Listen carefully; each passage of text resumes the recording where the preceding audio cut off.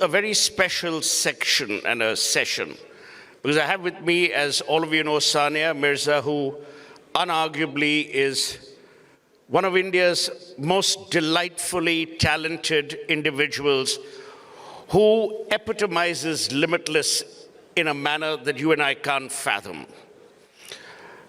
I'm delighted she chose tennis as a career because she could easily have been a politician or in a cinema industry. So let's start with the beginning. And I don't want to make it mushy, we'll make it fun, no controversies. So I'm not going to ask you any questions that would evoke or stoke controversy. How did this all begin? And what was the one thing that drove you consistently? Because there are many naysayers in our country. You know, I lived in Bengal most of my life. In Bengal, we had a problem for every solution. So that's the mindset we were brought up with. So how did you manage all the obstacles that came your way? And many must have.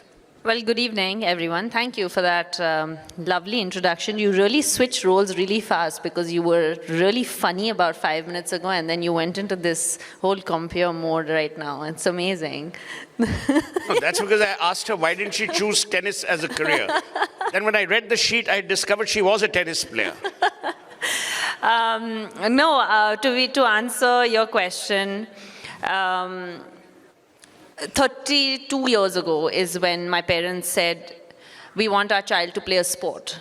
And, you know, I mean, I'm okay to say my age because it's on Google, so I'm 38 now. And when I was 6, my parents said, you know, boy or girl, it doesn't matter, we'll make them play a sport, which in itself was very weird in those times, because especially when you had girls, sport wasn't really something you chose. And when you had boys, they played cricket. So we had a lot of cricketers in our family. And similarly, if I was probably a boy, I would have probably played cricket at that point. But thankfully, that wasn't the case. I was a girl. My parents said, oh, you know what? I used to skate, I used to swim, I used to play tennis. And I happened to be a lot better at tennis than anything else that I ever did. Whether it was, I mean, I was good at studies, but I was much better at tennis. I was good at swimming, but I was much better at tennis. And it was always like that, no matter what I did. And a couple of months into me playing, my mom had to actually fight the coach and say, please take her. And he said, she's too small. She's only 6. And she said, but she's my daughter. I want her to play a sport. And my mom's the feisty go-getter. My dad's the more calmer person in the family. And my mom said, I don't care. I want her to play. And after about 2 months, the coach called and said, I've never seen a 6-year-old hit a ball like this. So that was the beginning of the journey of how I happened to choose this path in my life. So interesting. Now, you talk about the fact that there were encouraging parents, and there were parents who actually went out of the way not to stress academia, because the problem in India that I've always said is we lay too much of importance on education and very little on knowledge, which is why we have such bright people everywhere around us. And obviously, I'm being sarcastic. But having said that, you know, it's interesting you mention your age.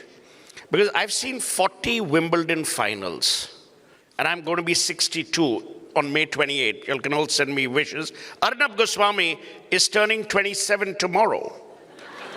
So you can send him a wish in advance.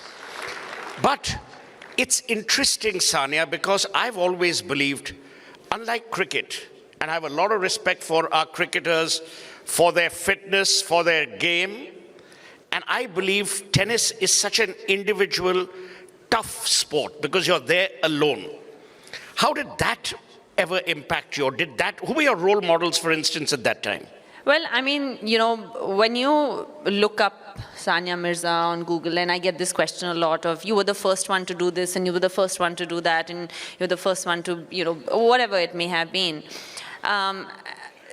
To answer your question, I didn't have any role models back home at that point because the only other female athlete close to home that I could really look up to, and I think a lot of I see younger people here probably grew up looking up to was PT Usha, because she was the only other female Absolutely. athletic superstar that we had. But because of lack of social media and electronic media, we didn't really actually know what she looked like. We just heard of PT Usha, So for me, I had to find those role models outside. So for me, Steffi Graf was my role model. For example, growing up, I wanted to be like her. I wanted to hit a forehand like her. I wanted to act like her. And and then one of the biggest compliments in my life that I got was that my forehand was very similar to hers. And that was someone who I was trying to emulate.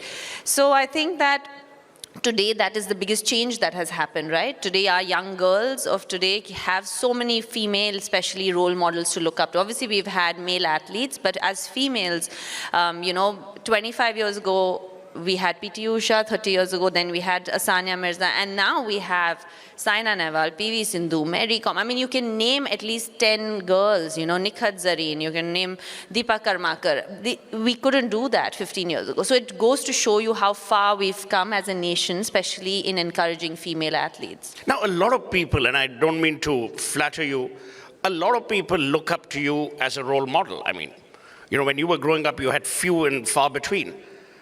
When they see you as a role model, what are the one or two things that you would like to impart? Let's say to someone in the audience who has a child who wants to be in the field of sport. What are the two things that you would like to tell them which would help them navigate the world ahead? Well, I would like to tell, especially parents of young girls, because that's something that I faced and a lot of young athletes in 25 years ago faced, was we have enough people telling us that we can't do something.